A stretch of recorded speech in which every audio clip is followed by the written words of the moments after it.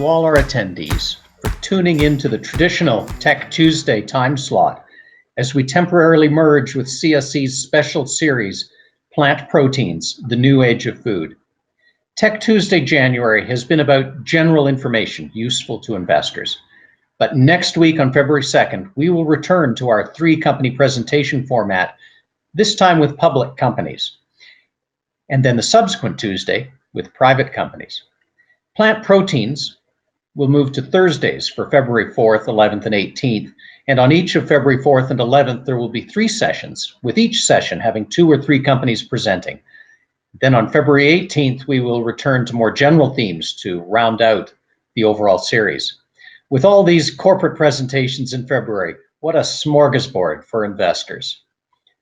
And I suspect Barrington and Grace will hang me for my terrible puns this series. Thank you to all those in the plant protein industry who have helped us put this series together, in particular Scott Exner of MLT Aikins, Canada's leading ag and food law firm, Brad Farquhar, CFO of Input Capital and Executive in Residence in Agribusiness at the Business Schools at the University of Regina Economic Development, and Glenn Fraser and Leanne Meia of MNP, and of course Jim Harden of AVAC based in Calgary. So far today, we've had excellent presentations on plant proteins relating to science and Canada's role in the world. Now let's bring on my colleague, Barrington Miller, Director of Issuer, in other words, listed company, engagement, master of many other roles, and prior to CSC, an agricultural markets trader and buyer. He has many stories about that, time in his life. So this is a natural for Barrington, who will moderate this session. Hi, everyone. Thank you for your time. I would like, without further ado, I'd like to bring on our 2 very, very qualified presenters, in Kristal Allen, partner at MLT Aikins, also head of the food and agricultural practice, and Dr. Steve Webb, Executive Director and CEO. First with Kristal. Kristal Allen returned to MLT Aikins after several years as Senior Legal Counsel and Chief Privacy Officer to a large public company with operations across the globe. Kristal's practice focuses on the management, exploitation, and commercialization of information and intellectual property assets in new tech. She has extensive experience with research consortium arrangements, technology development and commercialization agreements, intellectual property portfolio management, and both in and out of licensing. She is experienced in all areas of information tech, including software development, licensing, outsourcing, and service agreements. Kristal also brings knowledge of risk management and policy development related to data sharing, electronic documents, information, assets, and privacy. She has also advised both private and public sector organizations extensively regarding health, employee, and customer information privacy matters. She draws upon her experience in life sciences and tech industries in her practice. She also holds a degree in agriculture from the University of Saskatchewan. Dr. Steve Webb joined the Global Institute for Food Security as CEO in 2019, following a 23-year career with Corteva Agriscience, formerly Dow AgroSciences, in Indianapolis, Indiana. As Research and Development Director of External Tech at Corteva, Stephen led many research collaborations with private sector companies, research institutes, and universities around the globe. He also led successful design and the build of the company's Omega-9 health canola business and has developed and deployed Corteva's external innovation partnership process for driving new products and technologies to accelerate innovation across the seed, crop protection, and digital platforms. So, without further ado, I'd like to introduce you to Stephen and Kristal. Take it away. So Barrington, if it works for the group, I can kick things off. I've got a few very light slides that I just wanted to run through to kind of frame the discussion a little bit today and introduce some concepts that we might want to dive a little bit deeper into. And then at the end of those slides, I'll just turn it over to Steve to sort of add his thoughts and feedback. Sure. Perfect. So in order to do that, I'm going to share my screen for just a few minutes here, and I will do that right now. The topic we're kind of aiming to discuss today is really the challenges and issues that face companies and organizations when they are developing new plant protein food products. Just as a really brief intro to that, I know most participants in this session will have already attended the 2 earlier sessions this afternoon, which dove into great detail about plant protein and about some of the science involved in that and the state of the industry. But just to kind of introduce us into that topic for this session, I just wanted to be clear that what we're intending to focus on here, and we're talking about plant protein food products, are really food products that have plant material as the source of protein in that food product. So those products can really be raw or processed. So when we're talking about raw products, we're often talking about things like nuts, soybeans, lentils, quinoa. Processed products, we're talking about using some of those raw products to actually create different food products. So things like tofu, veggie burgers, nut milks, soy cheese, etc. Now, when we're developing those products, there are multiple steps involved, and what those steps are will vary depending on if we're talking about a raw or a processed product. But each of those steps include some challenges and some issues that that companies and organizations will have to deal with. So I'm just going to run through a couple of categories of those sorts of challenges and issues quickly. So the first sort of category of challenges that I would flag, and this is something that comes up a lot for participants in this space, is really the regulatory challenges. So this is an area where companies often encounter a little bit of struggle or a little bit of difficulty in trying to sort of navigate product development. There are some newer regulations within the Canadian landscape, and there are also changes that occur to those regulations relatively frequently. This makes the regulatory landscape a bit of a pain point for companies. The regulatory burden from a lot of viewpoints is kind of ever rising, and this is particularly an issue for small and medium-sized enterprises who may not have the resources, either from a monetary or personnel perspective, to really react quickly to some of those regulatory changes. In that vein, where we see a lot of change or evolution happening is in sort of labeling and packaging requirements for food products. Some of those changes happen to kind of aid consumer purchasing decisions. Some happen to sort of aid kind of export requirements, but regardless, there are changes that do occur not infrequently. Another issue there is that there's also international inconsistency that exists from a regulatory perspective between Canada and some of its key trading partners.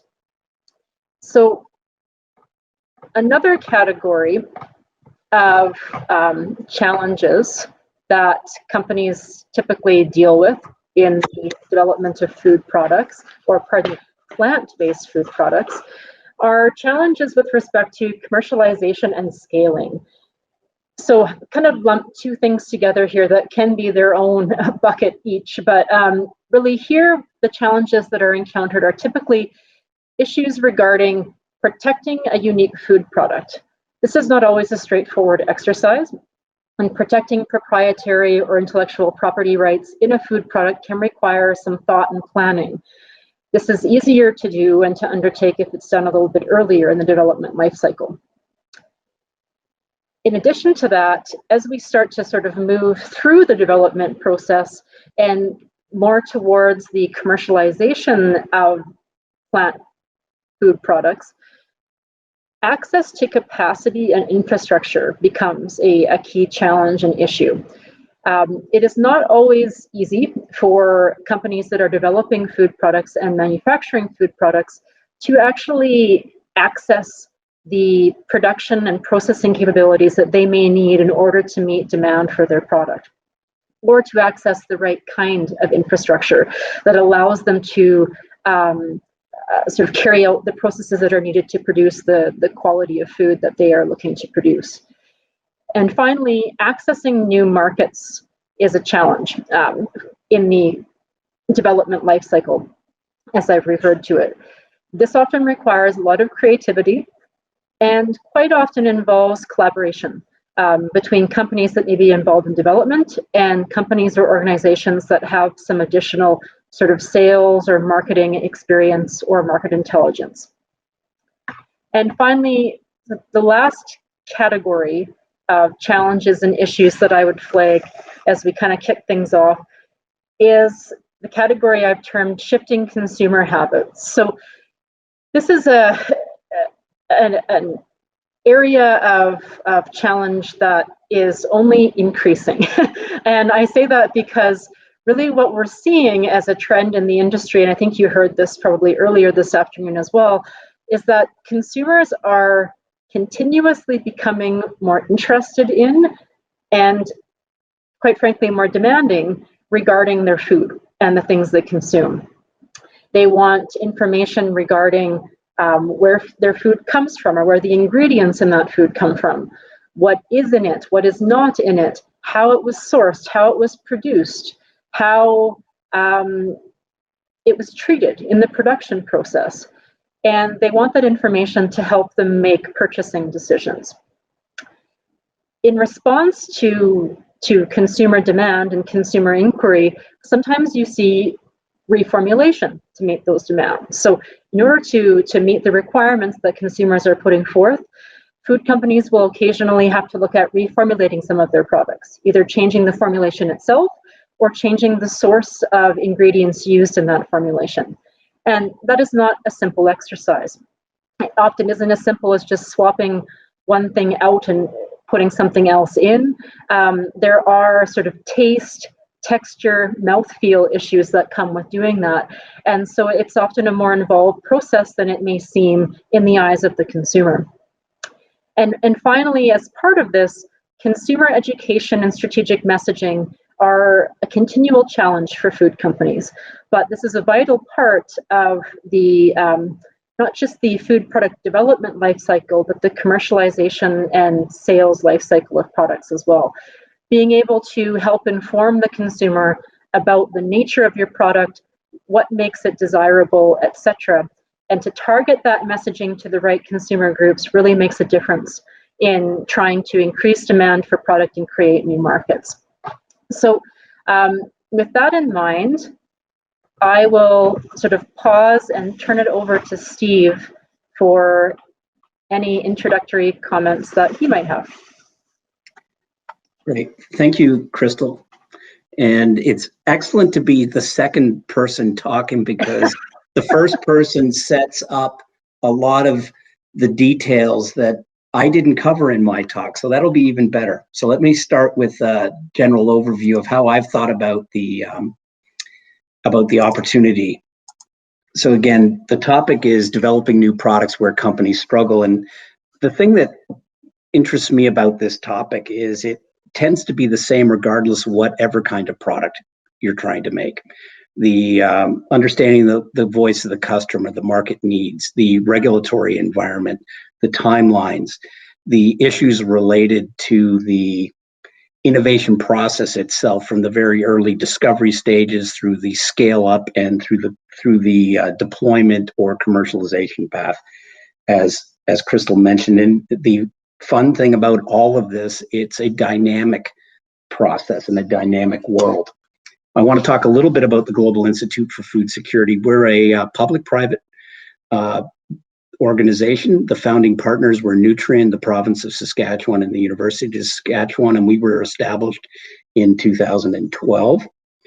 And really the purpose behind GIFs is to try to catalyze innovation. And the way we look at innovation success, whether it's in plant-based proteins or any other ag and food space that we play in, is we look at innovation in terms of patents, licenses, new products, new services, new company startups, commercializations, and job creation. So you see our scorecard is very much an industry-driven scorecard, an economic-driven scorecard. Canada's innovation is underachieving and less than impressive. We spend we invest in R&D ninth in the world. Our innovation outputs is 30, and our efficiency is 60. So if you think we're in the G7, in the G20, where our performance is below where we need to be. And that's true not just of the entire innovation cycle, it's also true of ag and food innovation. One of the challenges we face is our ecosystem is dispersed. We tend to operate in silos. Kristal mentioned the need to collaborate, and each of us work somewhat semi-independently of one another. And again, I think these are opportunities that we see for avoiding pitfalls in new product development. So there's a need for enhanced innovation and to drive successful outcomes, sparking innovation, driving commercialization, and bridging challenges with innovative solutions. And again, the word collaboration Kristal used is a fundamental behavior. And when you think about the art and the science of innovation or new product development, the art side of it relates to organizational culture, the word collaboration, and the ability to form relationships, not only within your own organization, but up and down the value chain, is absolutely essential for successful product innovation. There's also the science. How does this new product fit your strategy, your company strategy, your deployment strategy, your go-to-market? And do you have the systems in which you can operate in a development cycle? And again, it's a challenge. The numbers are, roughly only a third of the investment that is made in new product development actually sees a return on investment. And again, largely the failure modes, if you will, relate to behavioral. So the art side, culture, collaboration, and the structural side, the science side of issues. So GIFs was created and is created to be that connector and catalyst. We see the opportunity to advance innovation by, Kristal mentioned the word, access to infrastructure. Again, we see access to infrastructure, specialized facility equipment to help discover, create, spur, and advance innovation. We at GIFs are focused on big issues like climate change and nutrition. How do we bridge commercialization? So how do we work throughout the entire innovation life cycle, from very early stage discovery to development to products that are in the marketplace, so up and down the value chain. And then again, we see ourselves as being a bridge to serve as a connection. And again, we work globally, and some of the things that we're able to do at GIFs is create opportunities to enhance trade and improve research and business collaborations around the world.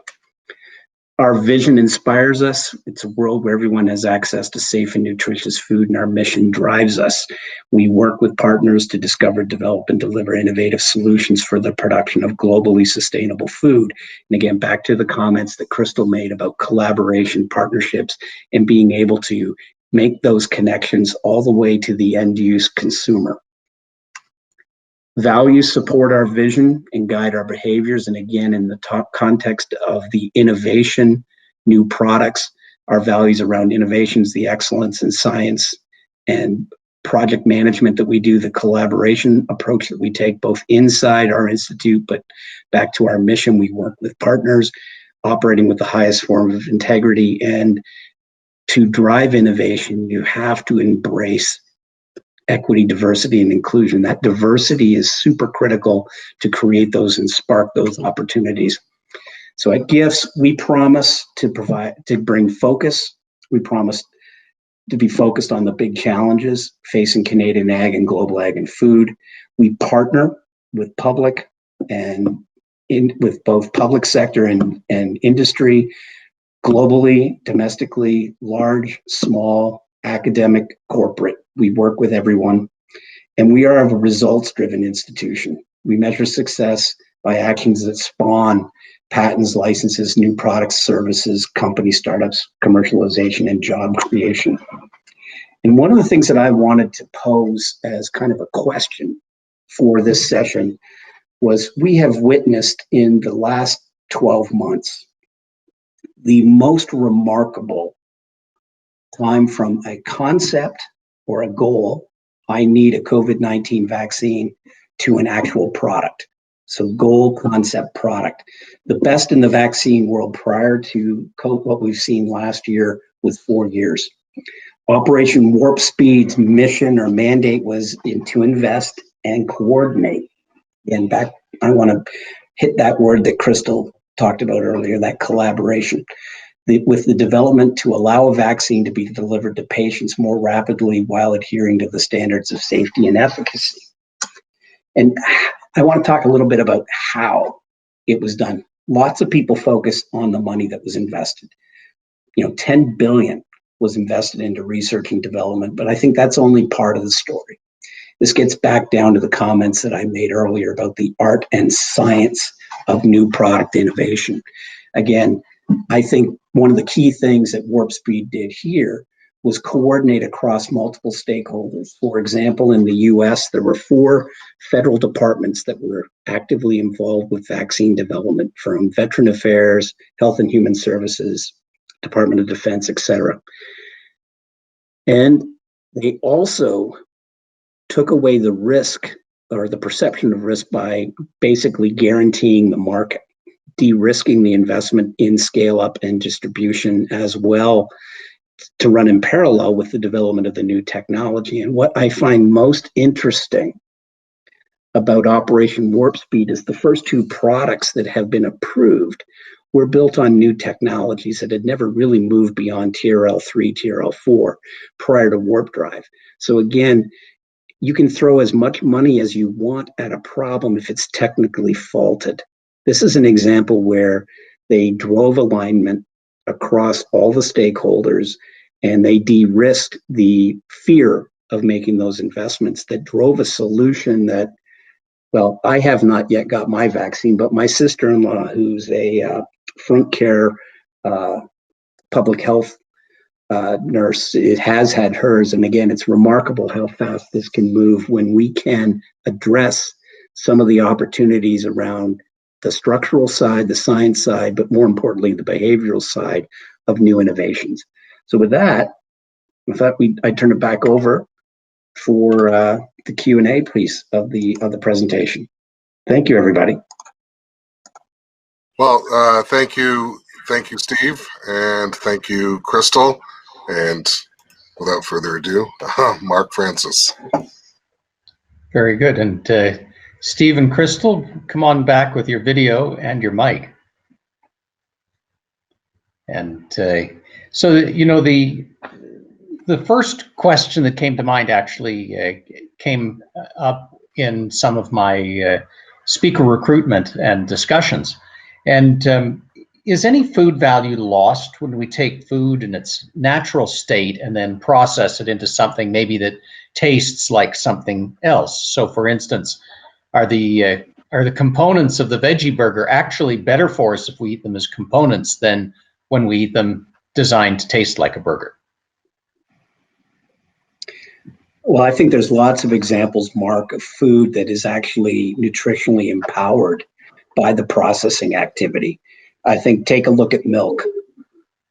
You add vitamin D to milk, it avoids a nutritional barrier. So again, I think the idea that all processed food is bad is not a good place to start your supposition from, because again, I think there's a very well proven track record of the nutritional enhancement that processing offers.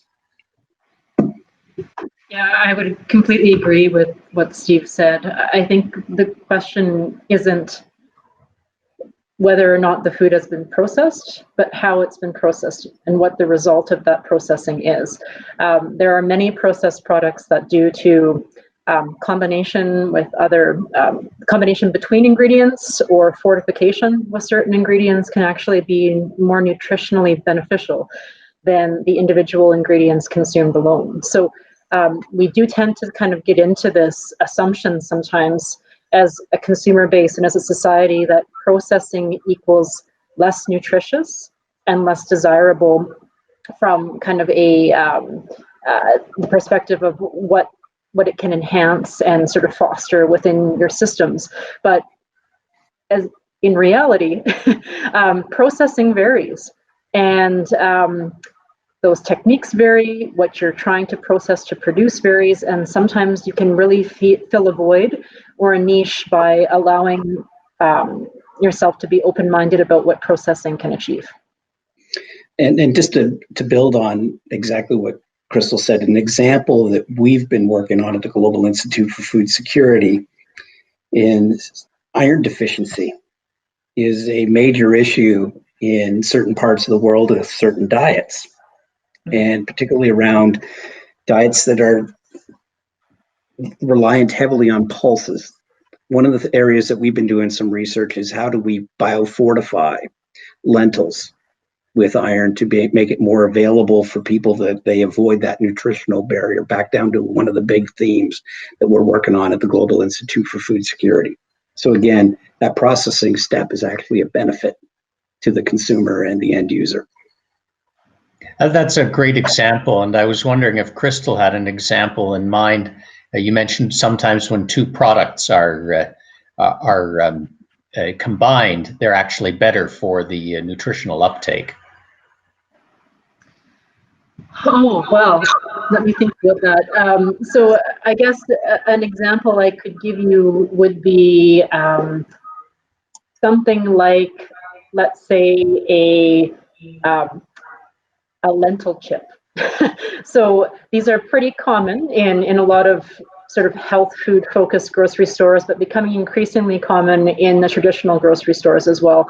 And really what you have there is you've combined a lot of the ingredients that would go into, for example, a snack chip like a potato chip, but you've combined them with a protein source from a plant, so lentils, in order to make that snack product have a better nutritional profile than either the traditional snack chip may have on its own, or in some cases even the lentil, because some of those chips are actually fortified with additional nutrients as well. So you can find a lot of examples of things like that, kind of in that snack food type subsector within food and agriculture.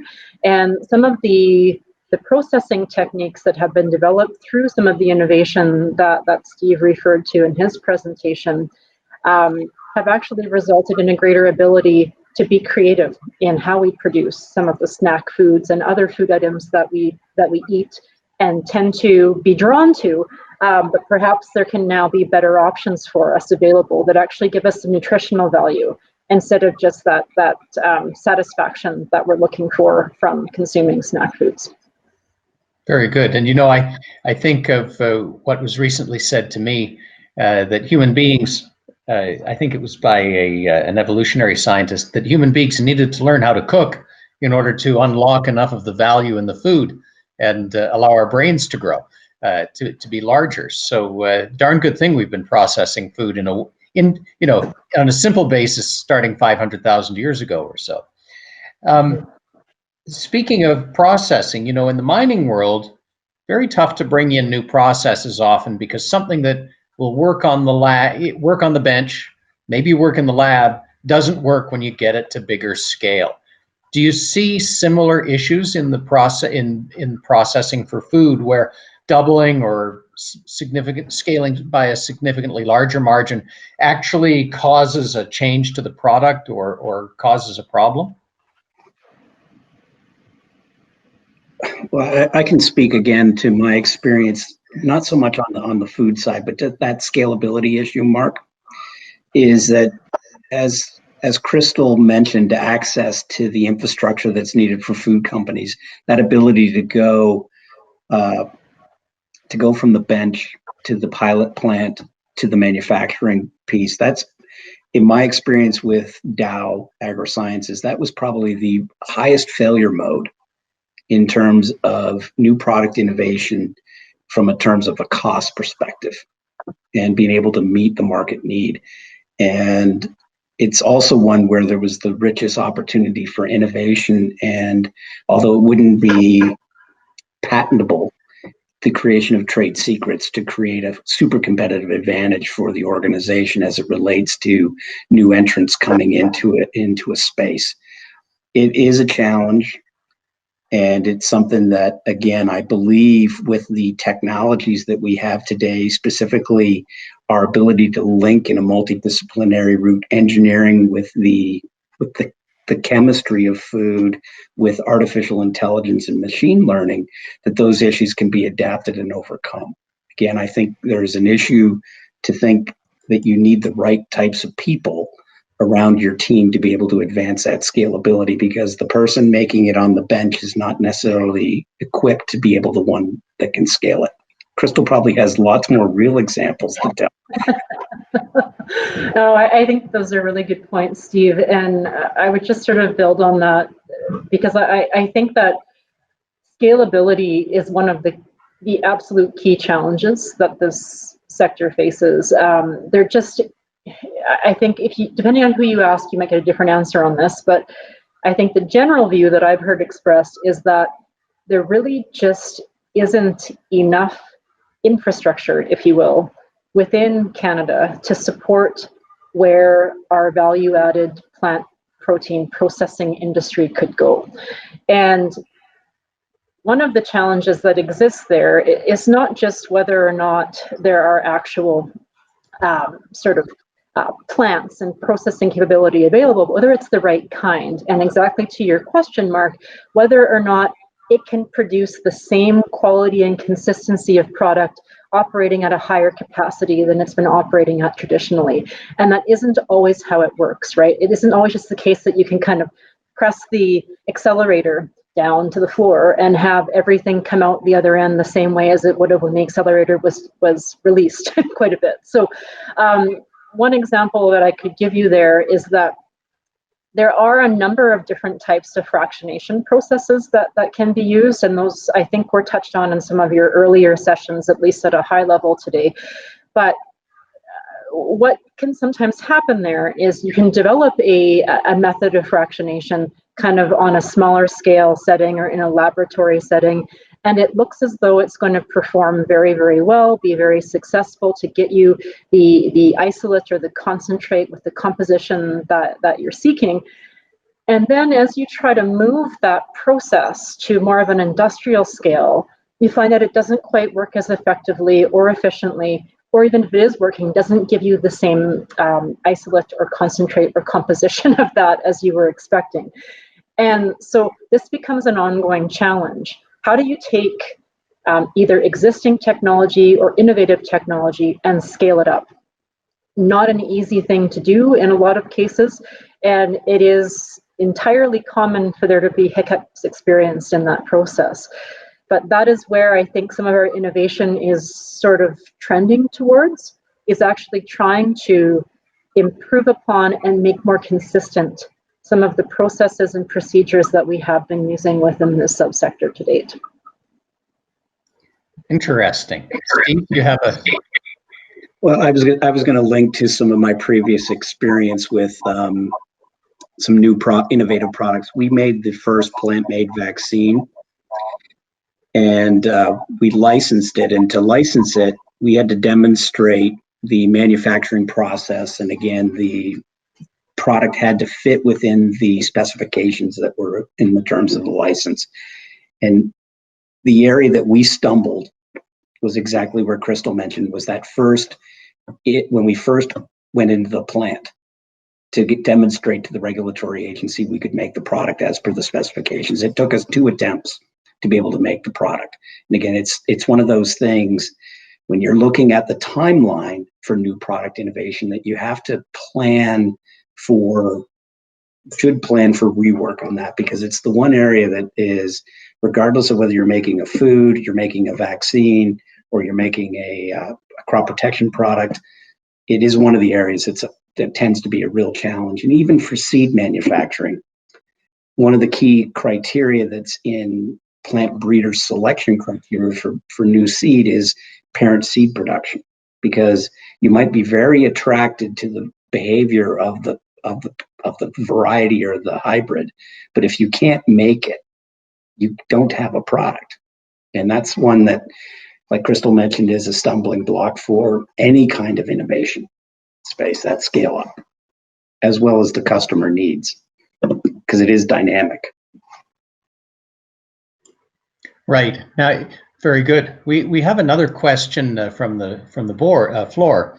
How do organic, non-GMO, and smaller producers fit into big agro? And I'm going to twist this a little bit as well in the context of companies trying to bring in new products. Do we have enough breadth of large agro and small agro for sufficient product and diversity to be achieved to meet the market's various desires?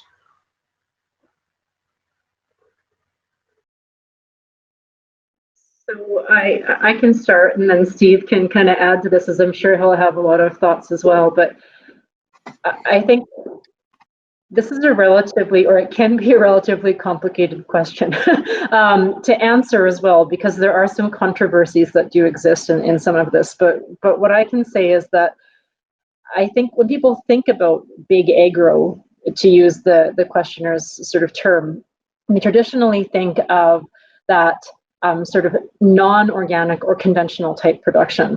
But I think what we're seeing over time is that the market share that is associated with organic production is actually increasing. And organic agriculture is no longer what I would call small stakes business within agriculture. There is a growing market share, and some very big players in the organic agriculture space. I mean, Stonyfield is one I could point to, for example. Very large, very profitable company based out of the US. So there is a place for all of this. There is demand for all of these different types of agricultural production. So consumers in some cases want organic certified food. In some cases, they want non-GMO verified food. In some cases, that really isn't a concern for them, and they aren't looking for those types of labels or that type of production process to be involved. So short answer to the question is there's room for all.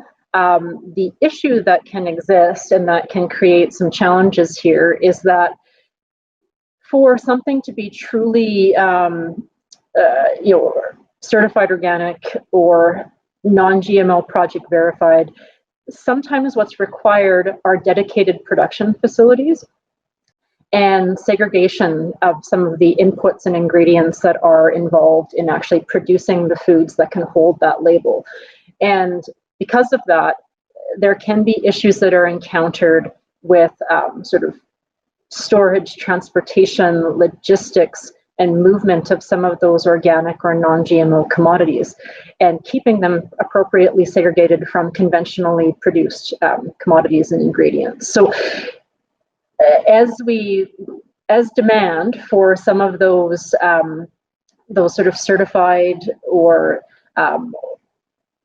non-conventionally produced sort of food products and food ingredients increases, a challenge that the industry has to keep on top of is ensuring that there remains appropriate access to that infrastructure I referred to earlier for those non-conventional players within the food industry as well, so that we can ensure that the food that they wish to produce can actually be produced to meet the appropriate certifications and standards. So I'll let Steve jump in, as I'm sure he has thoughts on this as well. Great, thank you. I first of all, I agree. It's a viable market niche. It's a category. I think one of the things that I think is important is that what I think is really the cautionary tale is organic does not equal sustainable. Organic does not equal more nutritious. I think it's a viable category and an important category in the offering that's out there. and one that we need to make sure that we can include. But again, I would caution everyone to equate the organic with sustainable and with more nutritious as well. Very interesting comment. Yeah. That's a really important point, actually, Steve. And it kind of ties a little bit into one of those sort of buckets of key challenges and issues that I referenced kind of in my slides at the top of the hour, when I talked about shifting consumer habits and what consumers are demanding and what they're demanding that based on.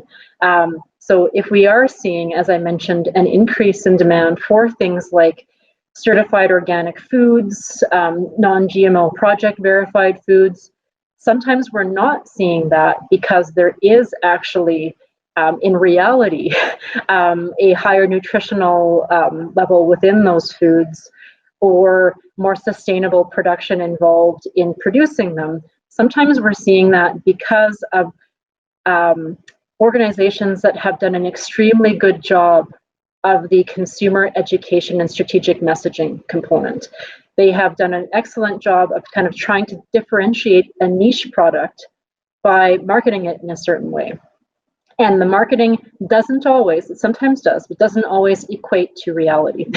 And our industry, I think, as a whole, continues to have challenges with how to message and educate appropriately to give good information to consumers, so they're hearing that instead of just whoever's speaking the loudest. Just to build on just a little bit, one of the things that I have done in my career is we've played in both camps, both the conventional and the organic place, because again, being able to provide solutions to producers is super critical for being able to meet what consumers want. But again, I think it's a choice and it's a segment. Those are very interesting comments, in particular that organic or non-GMO does not equal more nutritious. And Kristal, you answered most of my final question, but I'll sort of go there anyway. We talked about a company, a Calgary-based company beforehand called Baby Gourmet, which introduced a product, and tiny little company in a sea of competition. And then, of course, the big baby food companies introduced something that looked almost exactly the same on the shelves, somehow managed to survive and build out and get enough product lines that it eventually got taken over. So can you comment on, with all of the customer change going on and market splintering and often smaller companies having a lack of market muscle, should small companies or those with new products have perhaps a different corporate objective in mind than just trying to gain market share immediately? Or what should they be aiming to develop a product and get bought out? What are your thoughts in this area?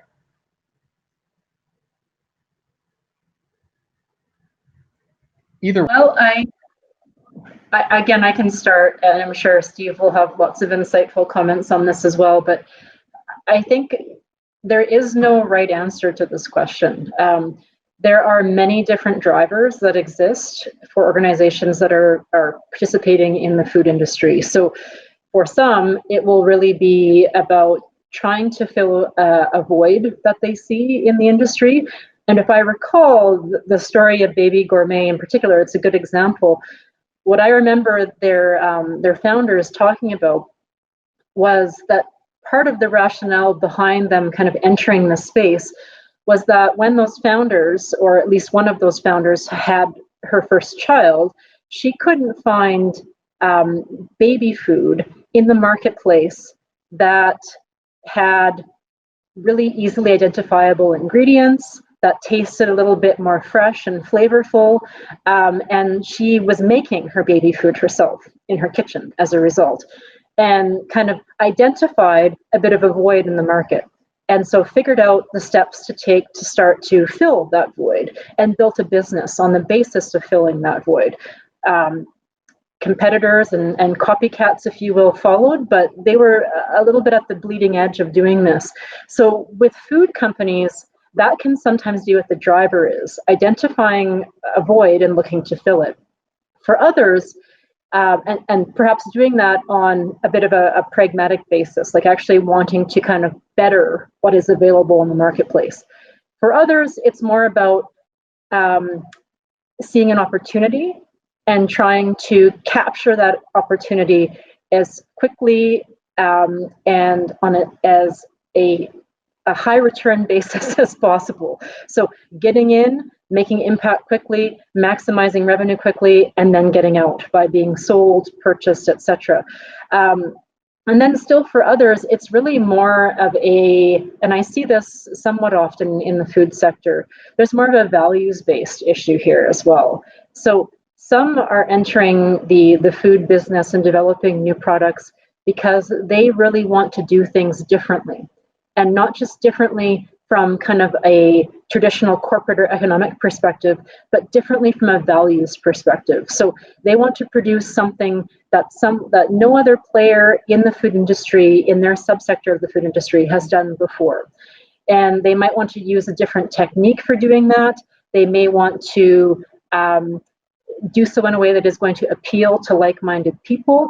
And so they're really kind of more disrupting what's already going on in the food industry. So there is no one correct answer to your question, and there are multiple different drivers that may exist for companies in this space. But I love your example of Baby Gourmet, because I think it's a classic example of noticing a hole or a void or a problem and seeking to fill it. And I think that's what the majority of our companies are doing when they enter this space, but certainly not all of them. There can be other drivers there as well. So I'll let Steve pipe up, as I'm sure he's got some things to say here as well. Yeah, Kristal, I think you covered off lots of the issues. I think, again, the idea of no right answer. One example that I will give is a partner of ours that's interested in cellular agriculture, so cellular meat. And one of the issues that they've seen when they've looked at their technology is how do they get shelf space in the supermarket? And that distribution problem, so we've talked about the scale up and the commercialization problem, and their approach has been to actually partner with a meat company. And the meat company is an example of an organization that on the behavioral side, the art side of innovation, isn't concerned about cannibalizing their existing product. They're seeing plant-based meats, cellular-based meats, cultured meats, and conventional meats as that entire product offering. So that's an example, Mark, where this new company has needed to partner with an incumbent to be able to have access to distribution, and again, to make the business model work. So again, as good as your technology is, if you can't scale it and you can't sell it, you do not have a viable business. And that was the approach of partnership that they've taken. And I agree with everything Kristal said, is, kind of the other opportunities related to this space. Barrington, I've monopolized this. Well, unfortunately, we are running just a little bit over time, so I'll let you wrap up and do the closing. Well, I shouldn't have stolen all your thunder. You probably had some good questions, Barrington. In any case, thank you very much, Kristal and Steve. We already make decisions in other sectors, such as mining or oil and gas, with this kind of basic knowledge lying subconsciously in our brain. And I think we're lacking that as Canadian investors in this space, in the agricultural product space and the food product space. So we're pretty confident that your session will help many investors make better decisions, and many companies make better decisions as to how to move forward. And in that regard, we'd encourage companies to speak with each of you to get your excellent professional advice.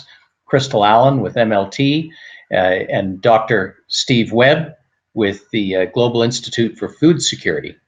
Thank you for those, Barrington, my colleague, but of course, Grace Pedota behind the scenes and the entire CSE team.